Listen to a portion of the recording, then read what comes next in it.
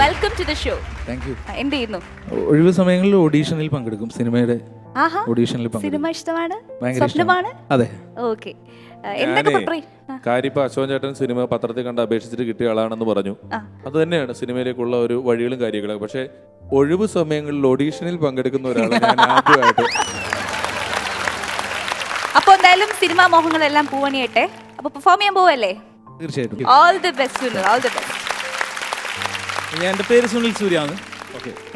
എൻ്റെ ജാഗ കാസർഗോഡ് ജില്ലയിൽ കാഞ്ഞങ്ങാട് എന്ന് പറഞ്ഞിരുന്ന എൻ്റെ ജാഗ. കാഞ്ഞങ്ങാട്.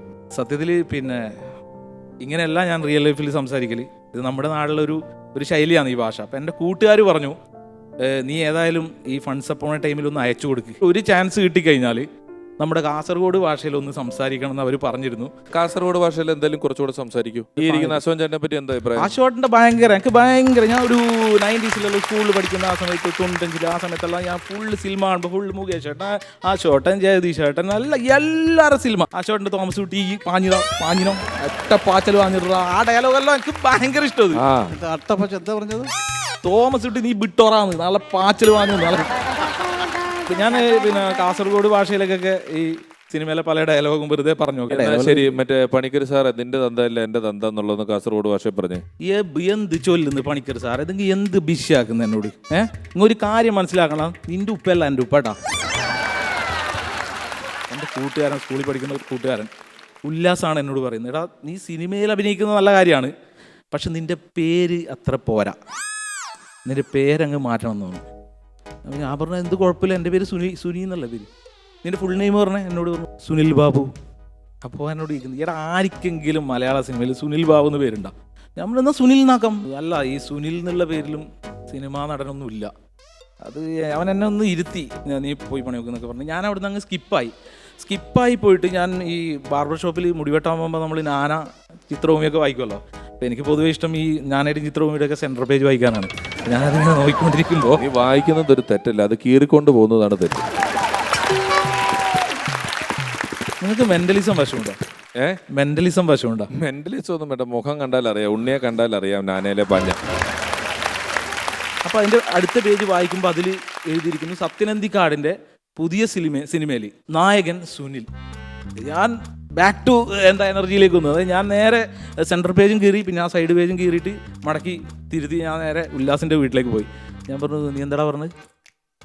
നീ എന്താ പറഞ്ഞത്? സുനിൽ എന്ന് പറഞ്ഞ ആൾ സിനിമയിൽ ഇനി വരില്ല, അങ്ങനത്തെ ഒരു പേരില്ലാന്നോ? ഇതാ തിരിച്ചു കാണിച്ചു കൊടുത്തിട്ടുണ്ട്. സുനിൽ എന്ന് പറഞ്ഞ നടൻ വരാൻ പോവാണ്. ഇനി ഒരു സുനിൽ കൂടി മലയാള സിനിമയിൽ വരും, അത് ഈ സുനിലായിരിക്കും.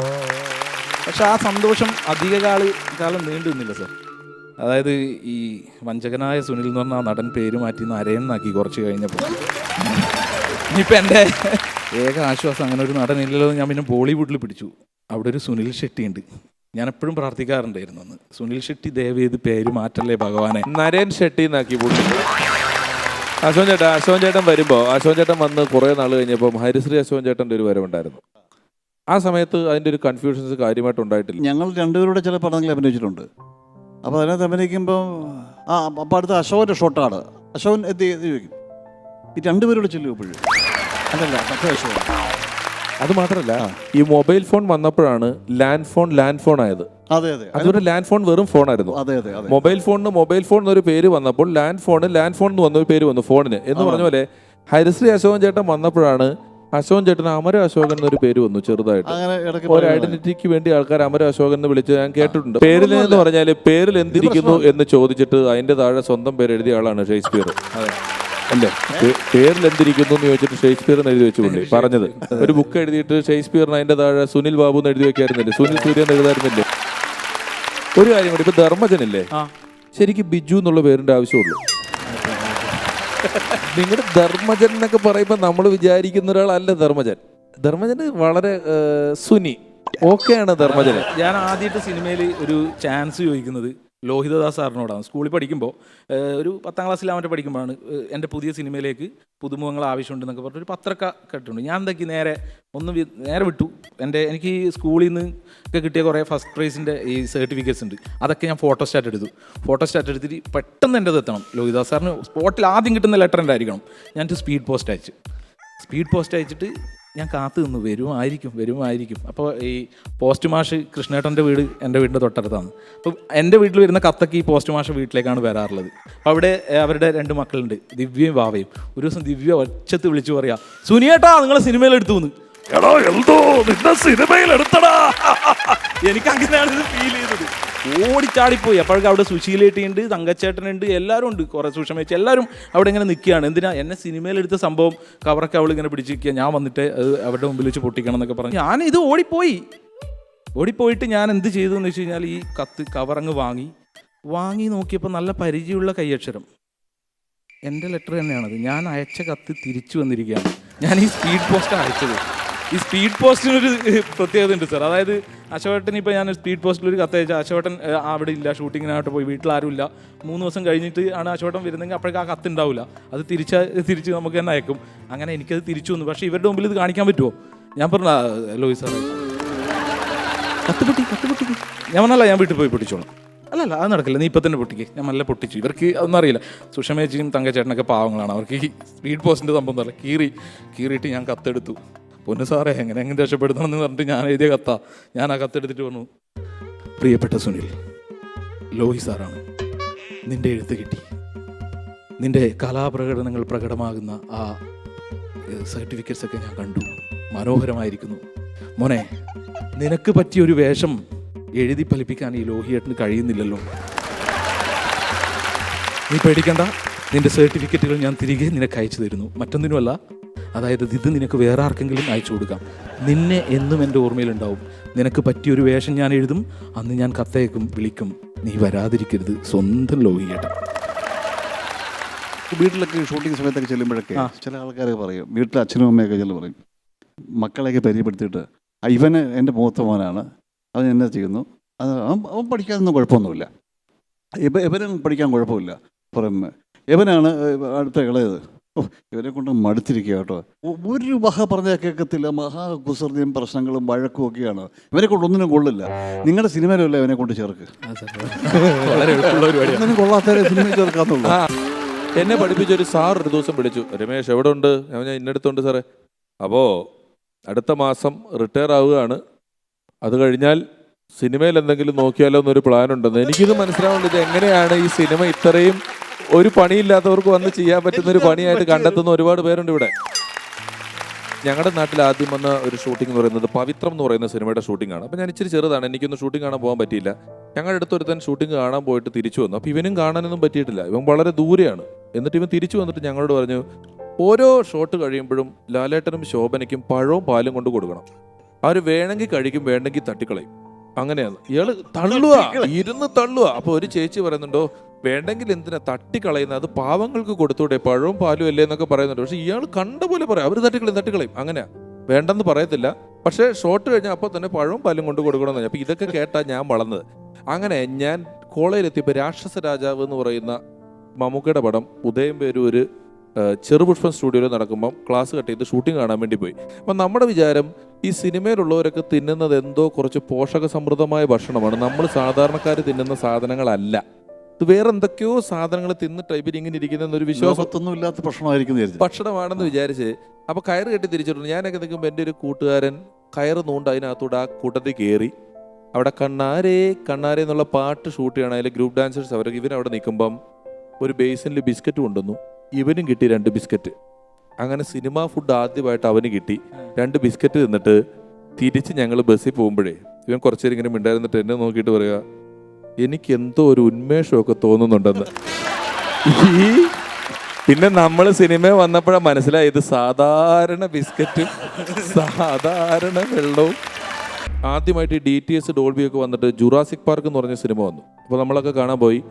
ഞാനൊക്കെ കാണാൻ പോയിട്ട് തിരിച്ചു വന്നപ്പോൾ എൻ്റെ അടുത്ത് അത്ര സിനിമയൊന്നും കാണാത്ത ഒരാളുണ്ട്. പുള്ളി അത് കണ്ടിട്ട് വന്നിട്ട് ഇച്ചിരി വല്യപ്പനായിട്ട് ഇരിപ്പുണ്ട്. അപ്പോൾ ഞാനിങ്ങനെ തിരിച്ചു വന്നിട്ട് പുള്ളി ഇങ്ങനെ ആ സിനിമ കണ്ടതിനെ പറ്റി പുള്ളി സഹവല്യപ്പന്മാരോട് തള്ളിക്കൊണ്ടിരിക്കുക. പുള്ളി ഒരു ഇംഗ്ലീഷ് പടം കണ്ടതിൻ്റെ കാര്യമൊക്കെ തള്ളിക്കൊണ്ടിരിക്കുമ്പോൾ ഞാൻ അവിടെ ചെന്നു. ഈ പുള്ളി പറഞ്ഞു, അതെ പടം ഭയങ്കര പടമാണ്, പക്ഷേ നഷ്ടം വരും, അതിൻ്റെ കാശ് മുടക്കിയവന് കാശ് കിട്ടുകയില്ല എന്ന് പറഞ്ഞു. ഞാൻ പറഞ്ഞു, എന്ത് ചേട്ടാ പറയുന്നത്, ജുറാസിക് പാർക്ക് ലോകം മുഴുവൻ ഓടി ഇത്രയും രൂപ ഉണ്ടാക്കിയ ഒരു പടമായിട്ട് അതിന് നഷ്ടം?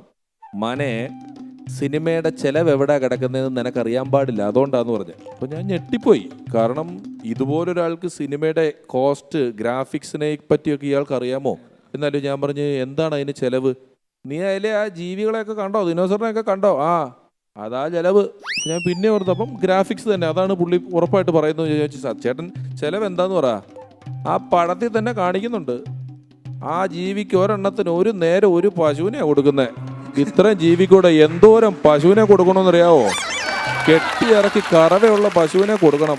അവസാനമൊക്കെ എന്തോരം ജീവിയാ പറഞ്ഞ ഒരു 100-150 പശു പെർ ഡേ ചിലവുണ്ടെന്ന് ജുറാസിക് പാർക്ക് ഷൂട്ട് ചെയ്യണമെങ്കിൽ ഇതിന് തീറ്റ കൊടുക്കാൻ വേണ്ടിയിട്ട്. നമ്മുടെ നാട്ടിൽ ഈ private FM stations, radio stations ഉദയം കൊണ്ടു. ഞാൻ നോക്കുമ്പോഴേക്ക് അതിൽ റേഡിയോ ജോക്കീസ് എന്ന് പറഞ്ഞ സംഭവം, RJ എന്ന് പറഞ്ഞൊരു സാധനമൊക്കെ കണ്ടിട്ട് ഞാനിത് കേട്ട് നോക്കുമ്പോഴേക്ക് ഇതിൽ ഇവന്മാർ ഈ RJs ഇൻ്റർവ്യൂ ചെയ്യുക. സുരേഷ് ഗോപിയൊക്കെ സാറിൻ്റെ പുതിയ സിനിമയെക്കുറിച്ച് എന്താ? എൻ്റെ ഏറ്റവും മനോഹരമായ ഒരു സിനിമയായിരിക്കും എന്ന് പറയാൻ പോകുന്നത്. അവൻ്റെ സ്ഥാനത്ത് ഞാനായിരുന്നെങ്കിൽ എന്തായിരിക്കും അടുത്ത സീന്? ഇൻ്റർവ്യൂ കഴിഞ്ഞാൽ സുരേഷ് ഏട്ടാ എങ്ങനെയെങ്കിലും ഒരു ചാൻസ്, എങ്ങനെയെങ്കിലും ഞാൻ സുരേഷ് സാറാണെങ്കിൽ നല്ലോണം പരോപകാരിയാണെന്ന് കേട്ടിട്ടുണ്ട്, എങ്ങനെയെങ്കിലും ഞാൻ പിടിച്ച് കയറുമായിരുന്നു. നേരെ വിട്ടു കണ്ണൂർക്ക്. എല്ലാ FM സ്റ്റേഷനിലും പോയിട്ട് ബയോഡാറ്റ കൊടുത്തു. ഞാനങ്ങനെ ഒരു റേഡിയോ ജോക്കിയായി. ഒരു ദിവസം എന്നെ പ്രോഗ്രാം പ്രൊഡ്യൂസർ വിളിച്ചിട്ട് പറയാം, എടാ നാളെ നീ മോഹൻലാലിനെ ഇൻ്റർവ്യൂ ചെയ്യാൻ പോവാണ്. അടിസക്കെ മോഹൻലാലിനെ ഇൻ്റർവ്യൂ ചെയ്യാൻ പോവാണ്, ബാക്കി കാര്യങ്ങൾ നാളെ പറയാമെന്ന് പറഞ്ഞു സാറ്. രാത്രിയിൽ ഞാൻ ഡ്രസ്സൊക്കെ പാക്ക് ചെയ്തു കൊച്ചിയിലേക്ക് പോകാൻ. പെട്ടെന്നാണ് ഈ പ്രോഗ്രാം ഹെഡ് എന്നെ വീണ്ടും വിളിച്ചത്. എടാ കൊച്ചിയിലേക്കൊന്നും പോകണ്ട, നീ കണ്ണൂർ ഓഫീസിലേക്ക് വന്നാൽ മതി. കൊച്ചിയിലെ റേഡിയോ ജോക്കി മോഹൻലാലിനെ ഇൻ്റർവ്യൂ ചെയ്യുന്നുണ്ട് വളരെ വ്യക്തമായിട്ട്, നന്നായിട്ട്. അതിൻ്റെ ഓഡിയോ റെക്കോർഡ് ചെയ്ത ശബ്ദം നിനക്ക് മെയിലായിട്ട് വരും. അതിൽ നിന്ന് അവൻ്റെ ശബ്ദം കട്ട് ചെയ്യുക. അപ്പോൾ അതിലിപ്പോൾ മോഹൻലാൽ ഇങ്ങനെയൊക്കെ പറയും. മോഹൻലാലോട് അവൻ ചോദിക്കുന്നുണ്ട്, എന്താണ് സാർ സിനിമയുടെ പുതിയ വിശേഷം? അല്ല മോനെ, സിനിമയുടെ വിശേഷം എന്ന് പറയുന്നത് നല്ല വിശേഷമാണല്ലോ, നല്ലൊരു സിനിമയാകുമ്പോഴാണല്ലോ അങ്ങനെയൊക്കെ ഉണ്ടാവും അല്ലേ, ഇങ്ങനെയൊക്കെ പറഞ്ഞ് ലാലേട്ടൻ പറയും. അപ്പോൾ നീ അതിന് കണക്കായിട്ട് മറ്റവൻ്റെ ശബ്ദത്തിലുള്ള ചോദ്യങ്ങളൊക്കെ കട്ട് ചെയ്തിട്ട് നിൻ്റെ ശബ്ദം അവിടെ റെക്കോർഡ് ചെയ്ത് വെച്ചാൽ മതി എന്ന് പറയും. അപ്പോൾ മനസ്സിലായി FM പരിപാടി നടക്കില്ലാന്ന്. ഞാൻ പതുക്കെ FM നിന്ന് ഇറങ്ങി ഓഡീഷന് പോകാൻ തുടങ്ങി. അപ്പോഴാണ് ഞാൻ പറഞ്ഞു ഉല്ലാസ് ഗൾഫിൽ നിന്ന് വന്നത് കൊറോണയായിട്ട്, നമ്മുടെ പേര് മാറ്റാൻ പറഞ്ഞു ഉല്ലാസ്. അപ്പോൾ അവൻ പറഞ്ഞു, എടാ നമുക്കൊരു ബിസിനസ് തുടങ്ങാം. അങ്ങനെ ഞങ്ങളൊരു ബിസിനസ് തുടങ്ങാൻ തീരുമാനിച്ചു. ഈ കൊറോണ കാലത്ത് അച്ചാർ ബിസിനസ്സായിരുന്നു. FM-ലൊക്കെ വർക്ക് ചെയ്ത് ചെറിയൊരു എക്സ്പീരിയൻസ് ഒക്കെ വെച്ചിട്ട് അച്ചാറിന് ഞാനൊരു പേരിട്ടു, തൊട്ടൂട്ടാൻ തനിനാടൻ അച്ചാറുകൾ. കൊതിയൂറും നാവിൽ രുചിയേകും അച്ചാർ. അപ്പോൾ ഇനി അച്ചാർ ഉണ്ടാക്കണമെങ്കിൽ ഒരു കുക്കിനെ വേണം. കുക്കിനെ തേടി നമ്മൾ നടന്നു. നീ സ്റ്റാൻഡപ്പ് കോമഡിക്ക് വന്നതാണോ, നിന്റെ അച്ചാറിന്റെ പ്രൊമോഷന് വേണ്ടി വന്നതാണോ? അല്ല, അത് ഞാൻ ബാക്കി നമ്മുടെ ചെലവില് TV ചാനലില് അച്ചാർ കമ്പനിയുടെ പേരൊക്കെ പറഞ്ഞ് നല്ല പ്രൊമോഷൻ നടത്തുന്നുണ്ടല്ലോ, നീ സത്യം പറ. അങ്ങനെ അച്ചാറിന് ഒരു കുക്ക് വേണം. ആരെ കുക്കായിട്ട് നിയമിക്കുന്നു പറഞ്ഞിട്ട് കുറേ പോയി. കാരണം ഒരുപാട് പൈസ ഒന്നും കൊടുക്കാൻ പറ്റില്ലല്ലോ, നമ്മുടെ കയ്യിൽ അത്രയും പൈസ ഇല്ലോ. അപ്പോഴാണ് ബാർബർ ഷോപ്പിൽ നിന്ന് സോമേട്ടൻ പറഞ്ഞത്, എടാ മൃഗം സുകുമാരൻ്റെ അടുത്ത് പോയിക്കോന്നി, മൃഗം നല്ല കുക്കാണ്. ഞാൻ പറഞ്ഞു മൃഗം, നമ്മുടെ നാട്ടിൽ ഈ റിപ്പർ ചന്ദ്രനൊക്കെ പോയ ശേഷം പിള്ളേരെ പേടിപ്പിച്ച് ചോറ് കഴിക്കാൻ വേണ്ടിയിട്ട് പറയുന്ന വേർഡാണ് മൃഗം. അപ്പോൾ ഞങ്ങൾ എന്ത് ചെയ്തെന്ന് വെച്ച് കഴിഞ്ഞാൽ ഇയാളെ കാണാൻ പോയി. എനിക്ക് പേടിയായിരുന്നു ആദ്യം, പിന്നെയാണ് മനസ്സിലായത് മൂപ്പരെ എന്തിനാണ് ഇങ്ങനെ വിളിക്കുന്നതെന്ന്. മൃഗം അതിന് ഒരു സംഭവമുണ്ട്. അതായത് ഈ നമ്മുടെ മൃഗം കുമാരേട്ടൻ പല്ല് തേക്കും. പല്ല് തേച്ചിട്ട് വീട്ടിൽ നിന്ന് രാവിലെ പുലർച്ചയ്ക്കൊക്കെ എഴുന്നേറ്റ് പല്ല് തേച്ചിട്ട് ഈ പേസ്റ്റൊക്കെ നല്ലോണം ഉപയോഗിച്ചിട്ട് ഇത് ക്ലിയർ ആക്കാൻ വേണ്ടി മൂപ്പർക്ക് കുറേ പരിപാടികളൊക്കെ ഉണ്ട്. അതിൽ മെയിൻ പരിപാടിയാണ് ഈ അണ്ണാക്കിൽ 3 വിരൽ കുത്തിക്കയറ്റുക. അല്ല, ഞാൻ വേറെ ചോദിക്കട്ടെ, അതൊരു തെറ്റായിട്ട് പറയുന്നത് രാവിലെ എനിക്ക് പല്ല് തരും. അല്ല അതല്ല ആ ഒരു എക്സ്പ്രഷൻ വേണ്ടാത്തൊരു പണി ചെയ്തതുപോലെ. ഈ മൃഗത്തിന് അങ്ങനത്തെ ഒരു കുഴപ്പമുണ്ട്, പുള്ളി രാവിലെ പല്ല് തേക്കുന്ന മാത്രമല്ല വിഷയം. മൂപ്പര് പല്ല് തേച്ച് കഴിഞ്ഞിട്ട് ഈ വായിൽ ഈ വിരൽ കുത്തി കയറ്റിട്ടോ പുറത്തുനിന്ന് കേൾക്കുന്നവർക്ക് കംപ്ലീറ്റ് മൃഗങ്ങളുടെ സൗണ്ട്. ഒരു ദിവസം സിംഹം, ഒരു ദിവസം പുലി, പിറ്റേ ദിവസം മാമൻ, പിറ്റേ ദിവസം മുയൽ. അങ്ങനെ ഇയാൾക്ക് നാട്ടുകാരുടെ പേരാണ് മൃഗം കുമാരൻ. അച്ചാറൊക്കെ നന്നായിട്ട് ഉണ്ടാക്കുന്നു പറഞ്ഞ് നമ്മൾ അങ്ങനെ അച്ചാർ ബിസിനസ് തുടങ്ങി മൂപ്പര് വെച്ചിട്ട്. പക്ഷേ ഈ 3:30 മണിക്ക് കൈവറക്കുന്ന കുമാരേട്ടൻ രാവിലെ 10 മണി മുതൽ വറക്കാൻ തുടങ്ങി. ഇയാളുടെ സ്വഭാവമൊക്കെ മാറി. സാധനം കിട്ടിയില്ലെങ്കിൽ ഇയാൾ ശരിക്കും മൃഗം പോലെ ആവാനാണ്. ഇയാളുടെ ശരിക്കും പേരിട്ടത് കറക്റ്റാണ്. ഇയാളുടെ ഉള്ളിൽ മൃഗമൊക്കെ പുറത്തു വന്നു. അങ്ങനെ ബിസിനസ് പൊട്ടിച്ചു. നാദർഷക്കയുടെ വണ്ടി ഓടിക്കാനൊക്കെ ആദ്യം ഒരു ഗോപിച്ചേട്ടൻ ഉണ്ടായിരുന്നു. അപ്പോൾ നമ്മൾ കാസറ്റ് റെക്കോർഡ് ചെയ്യുമ്പോൾ ഈ ഗോപിച്ചേട്ടൻ ഒരു ദിവസം ഞങ്ങൾ ഉണ്ണാൻ പോയപ്പോൾ, അന്നൊക്കെ നമ്മൾ ഈ സ്റ്റുഡിയോ റെൻറ്റിന് എടുക്കുമ്പോൾ AC ചേർത്ത് അങ്ങനെയൊക്കെ റെൻ്റ് എടുക്കുന്നത്. അപ്പോൾ AC ഓഫ് ചെയ്താലും കുറച്ച് നേരം ഈ മുറിക്കകത്തൊരു തണുപ്പുണ്ടാവും. ഞങ്ങളൊക്കെ ഭക്ഷണം കഴിക്കാൻ പോയപ്പോൾ ഈ ഗോപിച്ചേട്ടൻ കയറി അതിനകത്ത് കയറി കിടന്ന് ഉറങ്ങി. നമ്മൾ റെക്കോർഡ് ചെയ്യുന്ന കൺസോളിനകത്ത് കയറി ഉറങ്ങി പുള്ളി ഉറങ്ങിക്കഴിഞ്ഞ് ഞങ്ങളെ കൊണ്ടിട്ട് വരുമ്പോഴത്തേക്ക് ഇയാൾ അവിടെ ഉറങ്ങിപ്പോയിട്ട് നിന്ന് കൂർക്കം വലിക്കാൻ തുടങ്ങി. അപ്പോൾ ഈ റെക്കോർഡിസ്റ്റ് വന്നിട്ട് വെറുതെ കുറച്ച് നേരം കൂർക്കമ്പിൽ റെക്കോർഡ് ചെയ്തു.